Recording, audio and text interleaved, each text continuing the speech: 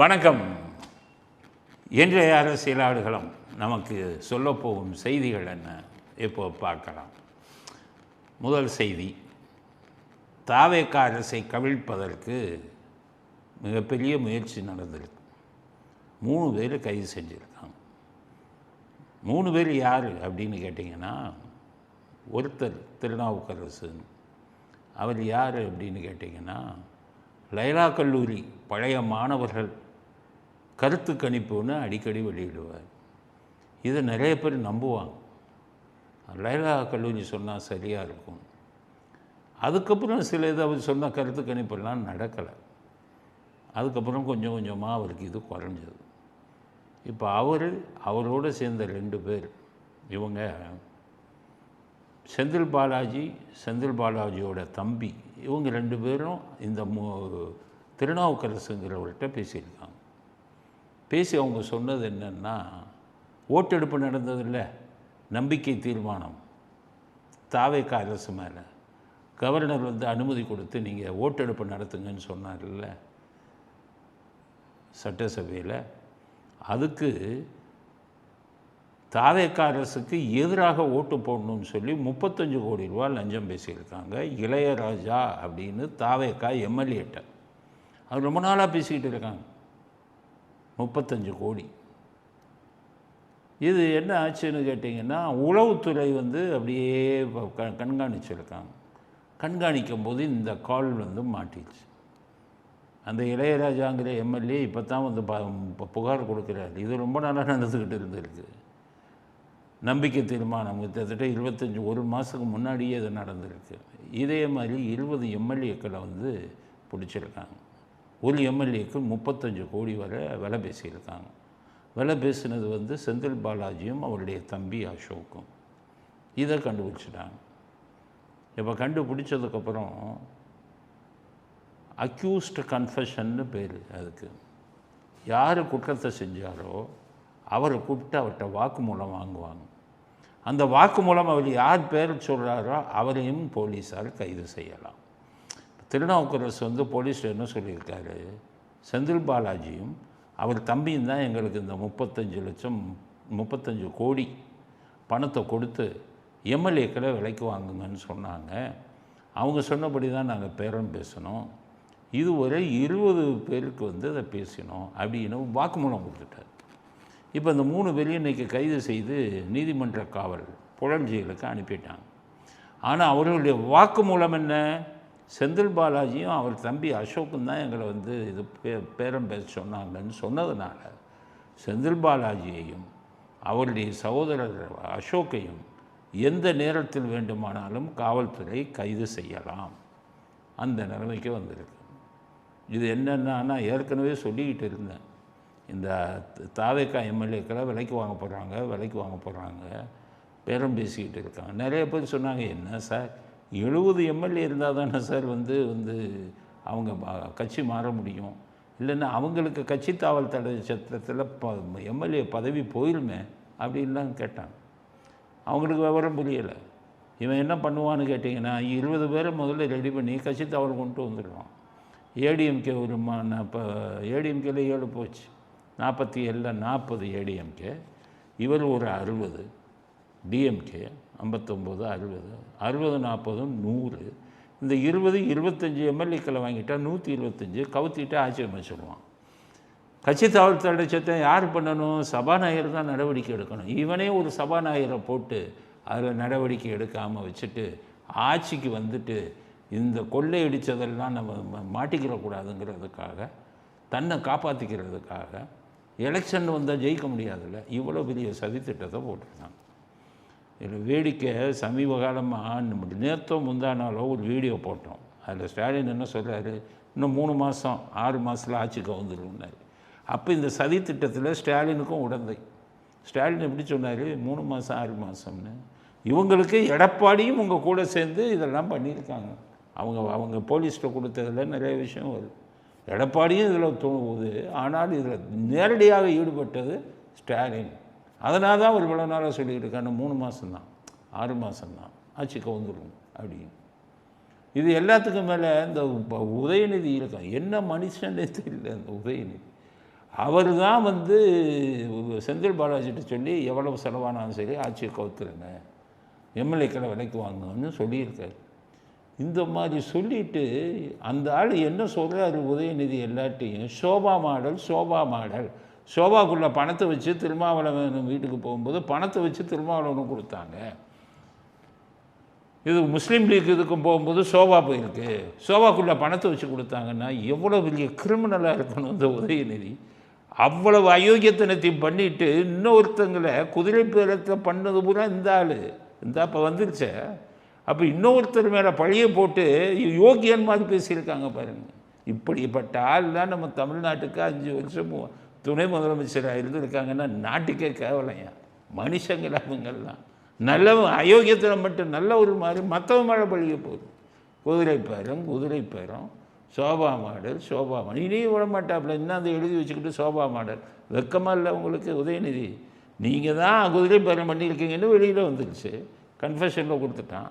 இதை வச்சுக்கிட்டு எவ்வளோ நாளைக்கு இன்னும் சோபா மாடல் குதிரை பேரம்னு நாட்டை குட்டி சவராக்குவீங்க? உங்கள் அப்பா ஒரு 5 வருஷம் முதலமைச்சராக இருந்துட்டார், 40 வருஷம் அரசியலில் இருந்தேங்கிறாரு. இவ்வளோ கீழ்த்தரமாக மக்கள் தான் உங்களை ரிஜெக்ட் பண்ணிட்டாங்கல்ல, மக்கள் தான் உங்களை வெறுத்துட்டாங்கல்ல, நீங்களே தோத்துட்டீங்க குளத்தூரில். மாணவக்குள் விஷயம் வேணாமையா அவங்களுக்கெல்லாம்? திருப்பி நீங்கள் குறுக்கு வழியில் வந்து ஆட்சியை பிடிச்சி முதலமைச்சர் ஆகணும்னு நினச்சிங்கன்னா எவ்வளோ நாளைக்கு நிலைக்கும்? அதனால் இந்த குதிரை பேரத்தில் இப்போ நிறைய பேர் பேசி வச்சுருக்காங்களாம். இவங்க என்னமே 3 மாதத்துக்குள்ளே கவுத்திட்டு மறுபடியும் எடப்பாடியோடைய சப்போர்ட்டோட ஒன்று எடப்பாடி ஆக்கணும், இல்லைன்னா ஸ்டாலின் ஆக்குனா இடைத்தேர்தலில் ஜெயிக்க முடியாது, டெபாசிட் போயிடும் ஸ்டாலினுக்கு. அதனால் உதயநிதியை முதலமைச்சர் ஆக்கணும்னு சொல்லி இந்த சமூக விரோத கூட்டம் இவ்வளவு பெரிய விஷயத்தை செஞ்சுக்கிட்டு இருந்திருக்கான். இதில் வேடிக்கை என்னென்னா, அந்த திருநாவுக்கரசுங்கிறவர் அவர் எனக்கு நண்பர், அவர் எனக்கு தெரியும், நண்பர்னால் ஒன்றும் இல்லை. இந்த வீடியோலாம் பேசும்போது ஒரு தடவை எனக்கு பேசினார், பேசி உங்கள் வீடியோலாம் பார்த்தேன் அப்படின்னு பாராட்டினார். அப்போ தான் கேட்டேன், நீங்கள் யார்? என் பேர் திருநாவுக்கரசு.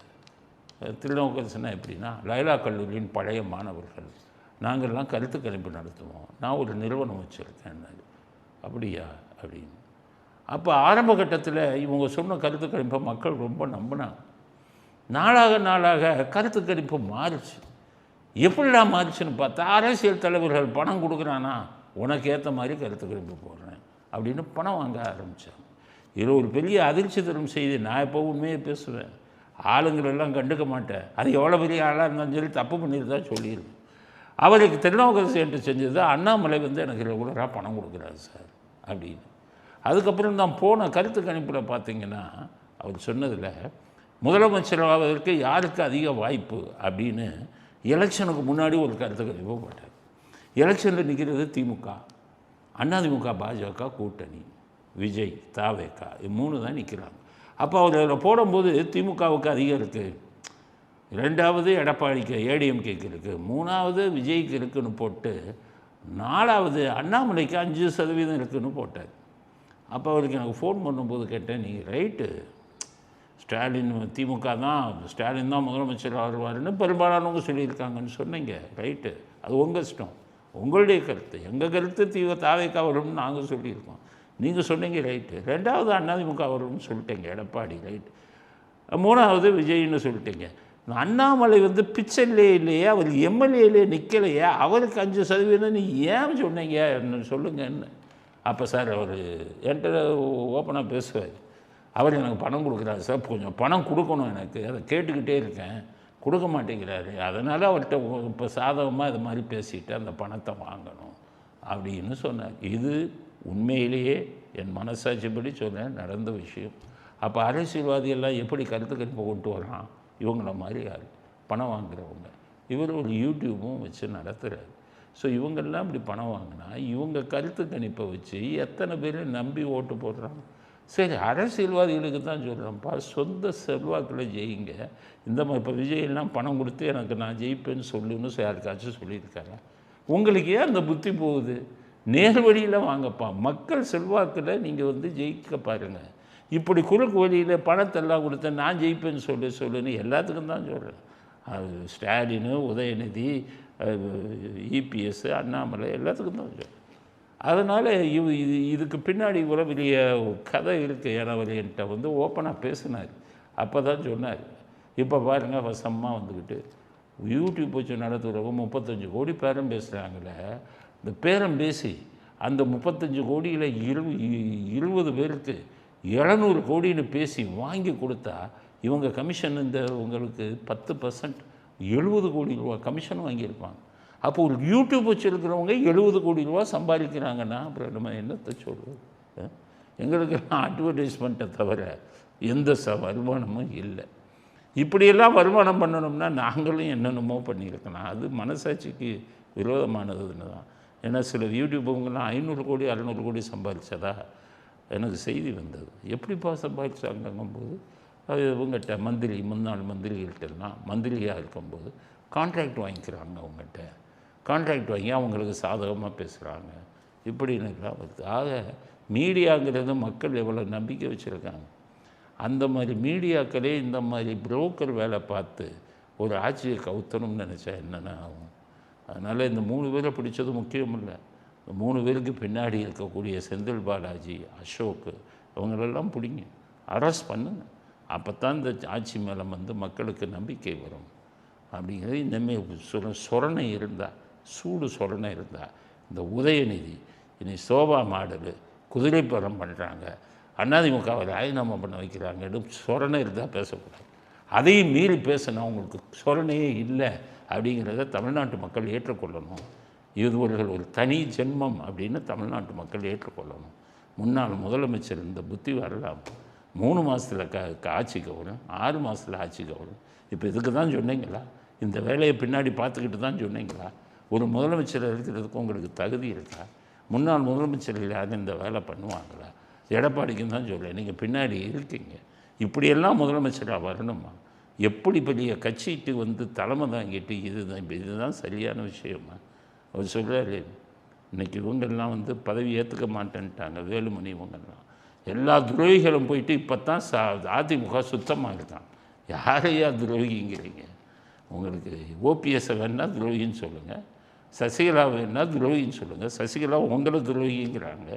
நான் தான் சிஎம் ஆக்கினேன், என்னையவே ஜெயிலுக்கு அனுப்புறதுக்கான எல்லா வேலையும் பார்த்தாருன்னு.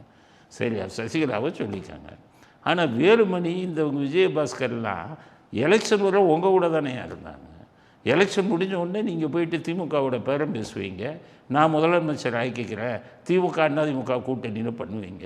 எல்லாம் வேடிக்கை பார்த்துக்கிட்டு இருப்பானா? துரோகி நீங்களா அவனா மற்றவனா? சிவி சண்முகம் துரோகியா இல்லை வேலுமணி துரோகியா? எலெக்ஷன் வர உங்களுக்கு ஆதரவாக தானே இருந்தாங்க.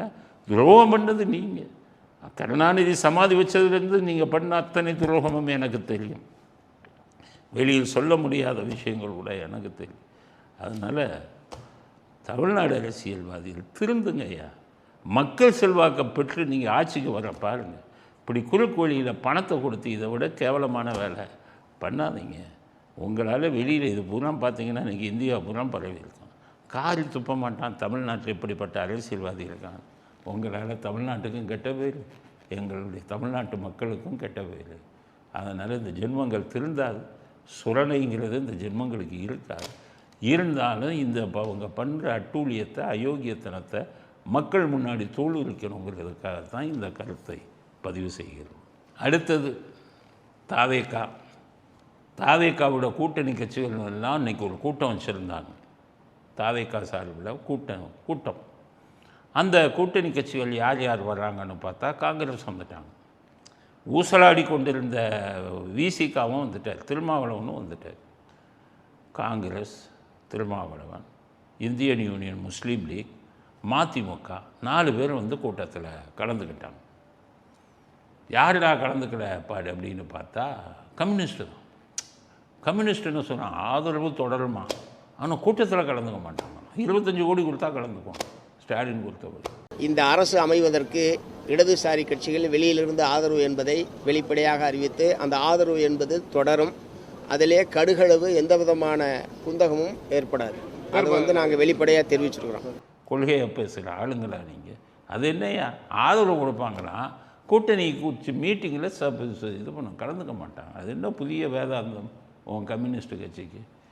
அதனால் கம்யூனிஸ்ட் கட்சி மட்டும் சப்போர்ட் உண்டு, ஆனால் இது கிடையாது. அப்படியே ஸ்டாலினையும் தாக்குறாங்க. ஸ்டாலின் சொல்கிறார் 3 மாதம் 6 மாதத்தில் கவுந்துருன்னு.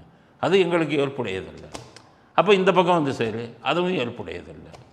அப்போ மீட்டிங்கு வா, மீட்டிங் ஏற்புடையதில்லை. அதனால் ஆதரவை கொடுப்போம். என்ன கணக்குன்னு தெரியல, தலையே சுற்றுது. இந்த மாதிரி முன்னுக்கு பின் முரணாக பேசி கொண்டிருக்கிறார்கள். ஒருவேளை விஜய் வந்து ஒரு 25 கோடி கொடுத்தா கூட்டிய மீட்டிங்கில் கம்யூனிஸ்டுகள் கலந்துருப்பார்களோ அப்படிங்கிற ஒரு இது வருது. என்ன இருந்தாலும் சரி, முடிஞ்ச உடனே எல்லாம் ஃபோட்டோவுக்கு போஸ்ட் கொடுத்துருக்காங்க. இவர் விஜய் மட்டும் அதில் கலந்துக்கலை. மற்றவங்க ஆதவ அர்ஜுன், அருள்மொழிக்குமார், மற்ற கூட்டணி கட்சி தலைவர்கள், வைகோ, மற்ற ஐயுஎம்எல் எல்லாம் சேர்ந்து கையை தூக்கி ஃபோட்டோ போஸ்ட் கொடுத்துருக்காங்க. திருமாவளவனும் கையை தூக்கி போஸ்ட் கொடுத்துருக்காரு. ஆனால் திருமாவளவன் மட்டும் கலந்துக்கிட்டால் போதுமா? அது ஏன் வன்னியரசு வந்து கலந்துக்கிறாரு மந்திரினா? வன்னியரசு இப்போ தாவேக்காவே மாறிட்டாரு அப்படின்னு சொல்கிறாங்க.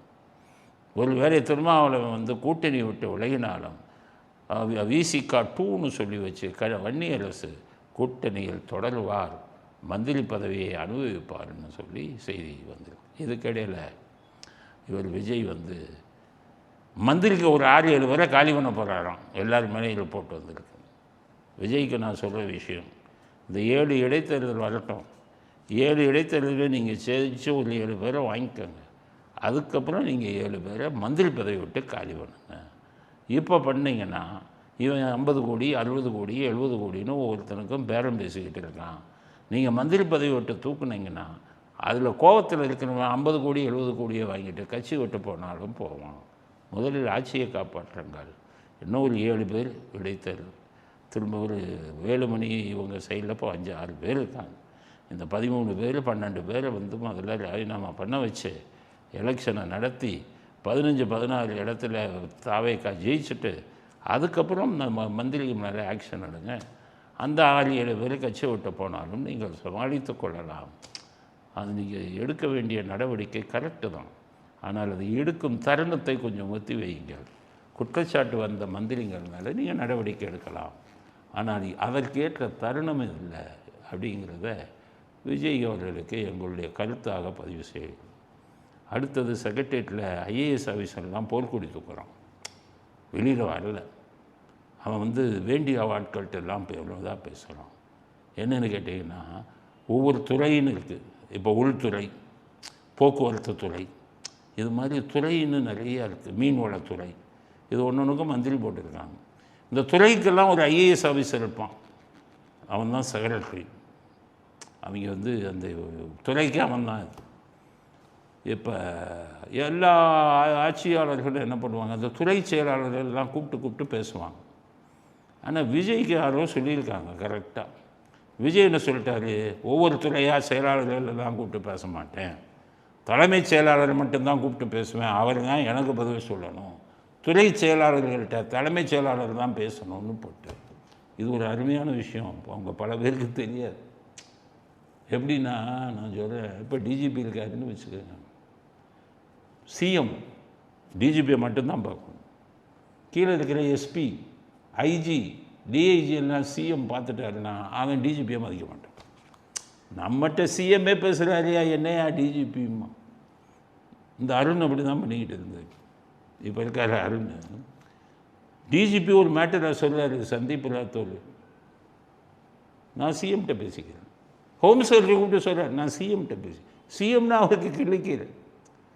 அப்போ என்ன, அங்கே நாடு உருப்படுமா? மேலே இருக்கிற அதிகாரிகளை தான் பார்க்கணும். ஜெயலலிதா இருக்கும்போது ஒன்று நடந்தது, உங்கள்கிட்ட சொல்கிறேன். மலைச்சாமின்னு ஒரு ஐஏஎஸ் இருந்தார். அவரே உள்துறை செயலாளராக ஜெயலலிதா போடுறாரு. போடும்போது மலைச்சாமி ஒருட்ட என்ன சொன்னாங்கன்னா, ஜெயலலிதாட்ட, அம்மா நீங்கள் போடுறீங்க, நான் செய்கிறேன் உள்துறை செயலாளராக, ஆனால் எனக்கு கீழே காவல்துறை வருது. அப்போ காவல்துறையை நான் தான் வந்து கட்டுப்பாடு பண்ணணும். டிஜிபி கீழே இருக்கிற காவல்துறை, டிஜிபி, ஏடிஜிபி, எந்த காவல்துறை அதிகாரிகளையும் நீங்கள் பார்க்கக்கூடாது, நீங்கள் என்னையை தான் பார்க்கணும். நான் தான் உங்களுக்கு பதில் சொல்லணும். அவங்க உங்களை வந்து பார்த்துட்டா என்னையே மதிக்க மாட்டாங்க. நல்லா புரியும்னு நினைக்கிறேன் நான் உங்களுக்கு சொல்லு. அப்போ அந்த உள்துறை செயலாளர் சொன்னார், டிஜிபியை நீங்கள் பார்த்துட்டீங்கன்னா அவர் என்னை மதிக்க மாட்டார். அதே மாதிரி பார்த்தீங்கன்னா எல்லோரும் பயப்பட ஆரம்பித்தாங்க மலைச்சாமிக்கு.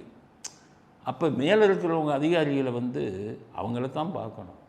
இது நிர்வாகம் அப்போ தான் நல்லாயிருக்கும். விஜய்க்கு யாரோ சொல்லி கொடுத்துருக்காங்களா என்னன்னு தெரியல. தலைமைச் செயலாளர் தான் பார்ப்பேன், கீழே இருக்கிற ஐஏஎஸ் துறை சார்ந்தவர்கள் பார்க்க மாட்டேன்னு அவர் சொல்கிறது நல்ல விஷயம். இப்போ பார்த்தீங்கன்னா தலைமைச் செயலாளருக்கு அவ்வளோ மதிப்பு வரும். இன்னுமே துறையில் இருக்கிற செயலாளர்கள்னால் ஏஎஸ் எல்லாம் அவர்கிட்ட தான் போய் நிற்பாங்க. முதலமைச்சர்கிட்ட நின்னா தலைமைச் செயலாளரை மதிக்க மாட்டாங்க. இது நிர்வாகத்தில் வந்து ஒரு நல்ல விஷயம். யாரோ விஜய்க்கு சொல்லி கொடுத்துருக்காங்க. நீங்கள் அதை ஃபாலோ பண்ணுங்கள். ஏன் ஜெயலலிதா பண்ணாங்க அதை மலைச்சாமி விஷயத்தில். நீங்கள் அதை ஃபாலோ பண்ணுறதில்ல, தப்பு இல்லை அப்படிங்கிறது இந்த விஷயத்தில் நம்முடைய கருத்தாகவும் விஜய்க்கு நம்முடைய அறிவுரையாகவும் பதிவு செய்ய விரும்பும். அடுத்தது முன்னாள் அமைச்சர் ஏவா வேலு, அவருக்கு லஞ்ச ஒழிப்புத்துறை சம்மன் அனுப்பியிருக்காங்க. அவர் வீட்டில் ரைடு அடித்து 40 லட்சம் பிடிச்சாங்களாம். இப்போ சம்மன் அனுப்பியிருக்காங்க. ஆனால் கைது பண்ண மாட்டார் அருண். எல்லாருக்கும் சம்மன், எஃப்ஐஆர், அவ்வளோதான். கேனூருக்கு எஃப்ஐஆர் முடிஞ்சு போச்சு. இதுவரை கைதே பண்ணலை. இப்போ ஏவா வேலு வீட்டில் 40 லட்சம் பிடிச்சிட்டாங்க. எங்களெல்லாம் சாதாரண ஆளுங்களன்னா என்ன ஒரு சின்ன தப்பு பண்ணால் எஃப்ஐஆர் போடுறீங்களே, தப்பு பண்ணலைனாலே எஃப்ஐஆர் போட்டார் அருண். என் மேலெல்லாம் ஏதோ பேசுகிறேன்னு என் மேலே அவர் போட்ட கேஸ் என்ன, ஈவேரா பெரியாரை சீமான் வந்து தாக்கி பேசினாராம். அதை நான் ஒரு வீடியோவில் என்ன சொன்னேன்னா, சீமான் பேசுனதில் என்ன தப்புன்னு சொன்னேன்னா, சீமான் மேலே எஃப்ஐஆர் போடல, இதே அருண் என் மேலே எஃப்ஐஆர் போட்டார். என்னென்னா இவர் பெரியாரை ஈவேராவை தாக்கி பேசினார். ஈவேராவை தாக்கி பேசுகிறதுலாம் ஒரு குற்றம் இந்த நாட்டில். இதை விட மோசமானவங்க அந்த பதவியில் இருந்தீங்களே, இவ்வளோ என்ன அட்டூழியம் பண்ணீங்க.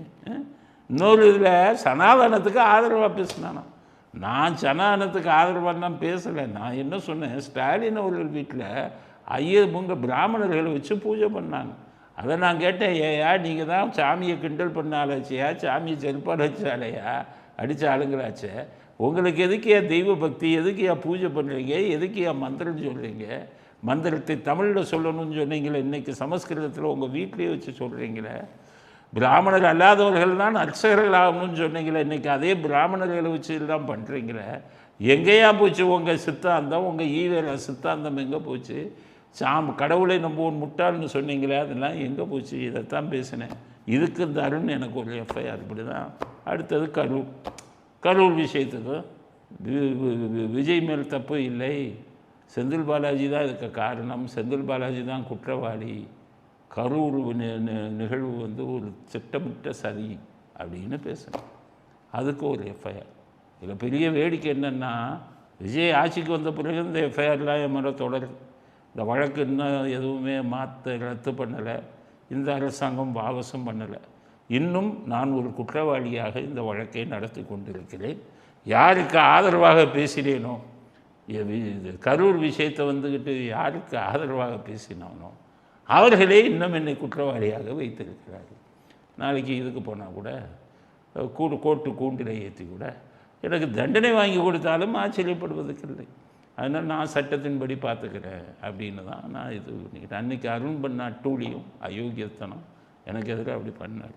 இன்றைக்கி என்னாச்சு, இதே ஏவா வேலு 40 லட்சம் கையங்கலமாக பிடிச்சிட்டிங்க, நாட்டை கொள்ளையடிச்சிருக்காரு. இது வச்சு அவரை கைது செய்ய துப்பு இருக்கிறதா? இந்த அருண் கூப்பிட்டு விசாரணைன்னு வச்சா என்ன ஆகும்? சமீபத்தில் ஒரு நிகழ்வு நடந்தது. விமலான்னு ஒரு இன்ஸ்பெக்டர், உமன் இன்ஸ்பெக்டர், பெண் இன்ஸ்பெக்டர், அவர் லஞ்ச ஒழிப்புத்துறையில் இருக்கார். அவர் அருண் கமிஷனராக இருக்கும்போது விபச்சார தடுப்பு பிரிவில் ஒரு பெண் இன்ஸ்பெக்டர் இருந்தாராம். அவர் மேலே அவர் லஞ்சம் வாங்கினார், விபச்சார தடுப்பு பிரிவில் இருந்தால் அவர் மேலே வந்து வழக்கு போட்டாங்க அந்த லஞ்ச ஒழிப்புத்துறையில் இருக்கிறவங்க. அப்போ கமிஷனர் அருணுக்கு அந்த பெண் இன்ஸ்பெக்டர் வேண்டியவங்க, விபச்சார தடுப்பு பெண் இன்ஸ்பெக்டர் வேண்டியவங்க. இப்போ இதுக்கு வந்த உடனே லஞ்ச ஒழிப்பு பிரிவுக்கு எனக்கு வேண்டிய இன்ஸ்பெக்டர் மேலே வழக்கு போட்டேன்னு சொல்லி அந்த விமலாங்கிற இன்ஸ்பெக்டரை, கடமையை செய்த விமலா என்ற இன்ஸ்பெக்டரை சஸ்பெண்ட் பண்ணிட்டார் அருண். ஏன்? அவருக்கு வேண்டிய பெண் இன்ஸ்பெக்டர் விபச்சார பிரிவில் இருந்தாராம். அவங்க நிறைய மாமூல் வாங்கி கொடுப்பாங்க. அப்போ இவங்க லஞ்ச ஒழிப்பு பிரிவு வந்து அவங்க மேலே இது வந்து வழக்கு போடுவாங்கல்ல. அப்போ எனக்கு வேண்டிய ஆள் மேலே நீ எஃப்ஐஆர் போட்டல அப்படின்னு இங்கே லஞ்ச ஒழிப்புத்துறைக்கு வந்தோன்னா அவர் மேலே சஸ்பெண்ட் பண்ணிட்டார். அந்த விமலாங்கிற இன்ஸ்பெக்டர் நேராக ஹைகோர்ட்டுக்கு போய் என் மேலே எந்த தப்பும் இல்லை, என் கடமையை செய்தேன், என்னை சஸ்பெண்ட் பண்ணிட்டாருன்னு உடனே அதுக்கு தடை கொடுத்துட்டாங்க உயர் நீதிமன்றம். அதை உச்சநீதிமன்றத்துக்கு நான் அப்பீல் பண்ண போகிறேங்கிறது அப்பீல் பண்ணியிருக்காரு. இன்னும் திருந்தலை, இந்த ஆட்சியிலும் திருந்தவில்லை நீங்கள். அப்புறம் என்னத்தை சொல்கிறது? நாட்டில் எங்கே அதுக்கு போய் அந்த அம்மா கடமை செய்தவர்கள் மேலே வந்து அப்பீல். அவங்கள விடவே மாட்டேன், இன்னும் ஆட்டம் ஆடுகிறார் அருள்னு. நீதிக்கு எதிராக, மனசாட்சிக்கு எதிராக. விபச்சார தடுப்பு பிரிவில் இருந்த ஒரு இன்ஸ்பெக்டர் லஞ்சம் வாங்கினார் என்பதற்காக லஞ்ச ஒழிப்புத்துறையில் இருந்த ஒரு பெண் இன்ஸ்பெக்டர் அவர் மீது வழக்கு பதிவு செய்தது தவறா? விஜய்கிட்டையும் கேட்குறேன், அருண்கிட்டையும் கேட்குறேன், தவறா? அவர் அருண் பதவியை தவறாக பயன்படுத்தி சஸ்பெண்ட் பண்ணுவாரா?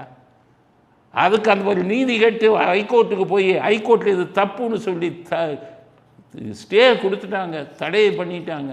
அதெல்லாம் முடியாதுன்னு சொல்லி சுப்ரீம் கோர்ட்டுக்கு போய் அப்பீல் பண்ணுறாருன்னா கடமையை செய்த ஒரு நல்ல அதிகாரிக்கு தண்டனையா? இதை வந்து அருண் வந்து பழைய ஆட்சி மாதிரி இன்னும் இந்த மாதிரி விஷயங்களை பண்ணிக்கிட்டு இருப்பாரா?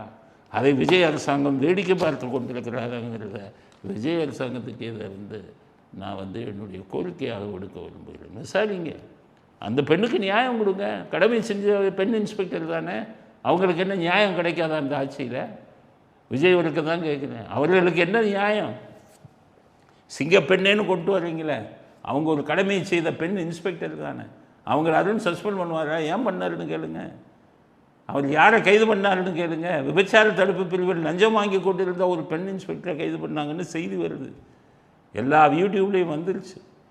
அப்போ கடமையை செஞ்சவங்களுக்கு பழி வாங்கும் உணர்வு. ஏற்கனவே வந்து கூண்டாசில் போட்ட தவறாக பயன்படுத்தினார்னு வந்து அவர் மேலே அவ்வளவு ஹைகோர்ட்டில் வந்து குற்றம் சாட்டியிருக்காங்க.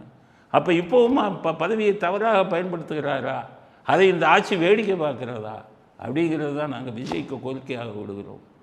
முடிவு எடுப்பதும் சொல்வது எங்கள் கடமை, அதை செய்வதும் ஏற்றுக்கொள்வதும் ஏற்றுக்கொள்ளாததும் உங்களுடைய முடிவு. அதை பற்றி அதுக்கு மேலே நான் பேச விரும்புகிறேன்.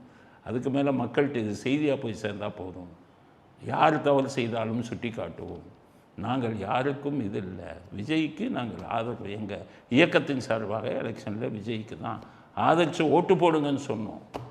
இப்போவும் அதைத்தான் சொன்னோம். ஆனால் அதற்காக நீ உங்களுடைய தவறுகளை, ஒரு தப்பு நடக்கிறதை நீங்கள் பார்த்துக்கிட்டு இருக்கிறதை நாங்கள் ஏற்றுக்கொள்ள மாட்டோம். நடவடிக்கை எடுங்கள். அந்த பெண்ணை சொல்லி கொடுத்து நீதி வழங்கும். பாதிக்கப்பட்ட பெண்ணை இவர் பண்ணார், ஜெயலலிதா, ஜீவஜோதிங்கிறவங்கள சரவணபவன் ஓனருங்கிற நேராக கூப்பிட்டார். அந்த பெண்ணு என்னம்மா விஷயம்னு அந்த பெண்ணு கதையை சொன்னோன்னு அந்த பெண்ணுக்கு ஆதரவாக ஒரு பெரிய இந்தியாவில் கோடீஸ்வரராக இருக்கும் ஒருவரை ஜெயிலுக்கு அனுப்பினார். அது மாதிரி நீதி வழங்கணும். நீங்கள் விஜய் அந்த இன்ஸ்பெக்டரை கூப்பிடுங்க. ஹைகோர்ட்டே அவர் ஸ்டே கொடுத்துருக்க, கூப்பிட்டு என்னம்மா நடந்தது, உன்னை ஏமா அருண் சஸ்பெண்ட் பண்ணாருன்னு கேளுங்க. அந்த பெண்ணு மேலே தப்பு இருந்தால் பெண்ணு மேலே ஆக்ஷன் எடுங்க. இல்லை அருண் மேலே தான் தப்பு இருந்தால் அருண் மேலே ஆக்ஷன் எடுங்க. திமுக ஆட்சியிலும் எல்லா தவறுகளையும் செய்வார், வழி வாங்க வந்து பண்ணியிருப்பார். விஜய் ஆட்சியிலையும் அதே மாதிரி பண்ணால் என்ன அர்த்தம் அப்படிங்கிறத அடுத்த கட்ட கருத்தாக பதிவு செய்ய விரும்புகிறோம். அடுத்தது ஒரு முக்கியமானது, டிஆர் பாலு வந்து அண்ணாமலை மேலே வழக்கு போட்டார். எல்லாருக்கும் தெரியும், மான நஷ்ட வழக்கு. நான் 10,000 கோடி சம்பாதிச்சிட்டேன், 20,000 கோடி சம்பாதிச்சிட்டேன்னு டிஎம்கே ஃபைல் 1 ஃபைல் 2 அப்படின்னு அண்ணாமலை புகார் கொடுத்தாரு. இன்றைக்கி என்ன விஷயம் அப்படின்னா, நான் அண்ணாமலை பொய்யான புகாரை கொடுத்தாருன்னு வழக்கு போட்டார். 2 பேரும் பயங்கரமாக சண்டை போட்டாங்க, மோதிக்கிட்டாங்க. நானே போய் குறுக்கு விசாரணை செய்வேன்னாரு. நான் அப்போவே சொன்னேன், வழக்கறிஞர் தான்ப்பா பண்ணணும், நீ என்ன தான் போலீஸ் அதிகாரியாக இருந்தாலும் வழக்கறிஞர்னா அந்த தொழிலில் இருக்கிறவன் தான் பண்ணணும்னு. இவர் போய் என்னென்ன கேள்வியாக கேட்டார். அவர் என்ன சொல்லிட்டார், டிஆர் பாலு உங்கள் ஒய்ஃபு பேரில் எவ்வளோ சொத்து இருக்குன்னு கணக்கு சொல்லுங்கள் என்னாரு. உடனே என் ஒய்ஃபை பற்றி பேசிட்டேன், அவர் மேலே வழக்கு போட போகிறேன் என்னாரு அண்ணாமலை. அப்போ நான் சொன்னேன், ரைட் ஆஃப் ப்ரிவிலேஜ்னு ஒன்று இருக்குது, அதில் வந்து நீங்கள் வழக்கே போட முடியாது, குறுக்கு விசாரணைகள் கேட்கும் கேள்விகளுக்கெல்லாம் அப்படின்னு 2 பேத்துக்கும் மோதிச்சு, எல்லாம் பண்ணிச்சு. இப்போ பார்த்தீங்கன்னா டிஆர் பாலு வழக்கை வாபஸ் வாங்கிட்டாங்க. அப்போ இவ்வளோ நாள் நடிச்சிருக்கீங்களா நீங்கள்லாம்? அண்ணாமலை திமுக அவங்கெல்லாம் ஒன்றா இருந்துக்கிட்டு நடிச்சிருக்கீங்களா? அவர் என்னமோ திமுக ஃபைல் 1 ஃபைல் 2 ஃபைல் 3ன்னு கொடுத்தாரு. உடனே அண்ணாமலை இருந்துக்கிட்டு நான் நடவடிக்கை எடுக்க போகிறேன்னாரு. அப்புறம் KN நேருவை சந்தித்தார், ஏவாவேலு சந்தித்தார். இவர் வந்து 2,000 கோடியில் பெரிய ப்ராஜெக்ட் ஆரம்பிச்சிட்டாரு. அந்த ஃபைலெல்லாம் குப்பை தொட்டிக்கு போயிடுச்சு. ட்ரங்கு பெட்டியில் வச்சு கவர்னர்கிட்ட போய் கொடுத்தாரு. அந்த ஃபைலுலாம் குப்பை தொட்டிக்கு போயிடுச்சு. அண்ணாமலை போய் கருணாநிதி சமாதியில் போய் கும்பிட்டார். கலைஞர் அவர்கள்னாரு. இந்த மாதிரி வேலையெல்லாம் பண்ணி சமாதியிலே போய் தொட்டு கும்பிட்டுட்டாரு. கலைஞர் அவர்கள் இந்த தமிழ்நாட்டுக்காக நிறைய பண்ணியிருக்காருன்னு எல்லாம் சொன்னார். இப்போ என்னடானா 2 பேரும் நீயா நானான்னு பார்த்துட்டோன்னு பார்த்தா வாபஸ் வாங்கிட்டு போயிட்டார். 2 பேரும் பரஸ்பரமாக ஒத்துக்கிட்டு பண்ணிட்டாங்கன்னு செய்திகள். புரிஞ்சுக்கங்க மக்களே, புரிஞ்சுக்கங்க. உடனே இப்போ என்ன பண்ணுவார், கெட்ட வார்த்தை வாயில் வராத கெட்ட வார்த்தைலாம் அண்ணாமலை அவங்க ஆளுங்களை வச்சு போடுவார். அந்த இதெல்லாம் நீங்கள் படித்து பாருங்கள். தமிழ்நாட்டு மக்கள் அவங்க போடுற இதெல்லாம் படித்து பாருங்கள். ஃபேஸ்புக்கில் வருது. அண்ணாமலை அவர்கிட்ட வேலை பார்க்குற ஆளுங்களை வச்சு அண்ணாமலையின் தரம் என்ன, என்னென்ன வார்த்தைகளை ஒரு காவல்துறை அதிகாரியாக இருந்தவர் பேச வைக்கிறார் அப்படிங்கிறது. நான் எல்லாத்தையுமே பேசுகிறேன். ஸ்டாலினை எவ்வளவோ பேசியிருக்கேன். ஸ்டாலின் திமுக ஐடி விங்காரங்க ஒரு கெட்ட வார்த்தையில் இதுவரை போட்டதில்லை. யார் யாரையோ பண்ணியிருக்கோம், எல்லாரையுமே தப்பு செஞ்சால் பேசுவோம். ஆனால் அண்ணாமலை மட்டும் எப்படி நடந்து கொள்கிறார், அவர் தரம் என்னங்கிறத எல்லாரும் அந்த இதில் அவருடைய கமெண்ட்ரி செக்ஷனில் போய் பார்த்துக்கங்க. ஸோ இவர்களெல்லாம் நடித்து கொண்டிருக்கிறார்கள். இவர்களெல்லாம் நாட்டை ஆண்டா என்ன ஆகும், வேஷம் போட்டு கொண்டிருக்கிறார்கள் என்பது அடுத்த கருத்தாக பதிவு செய்ய விரும்புகிறோம். இத்துடன் இன்றைய அரசியல் ஆடுகளம் நிறைவு பெறுகிறது. மீண்டும் நாளை புதிய செய்திகளுடன் உங்களை சந்திக்கிறோம். நன்றி, வணக்கம், ஜெய் ஹிந்த்.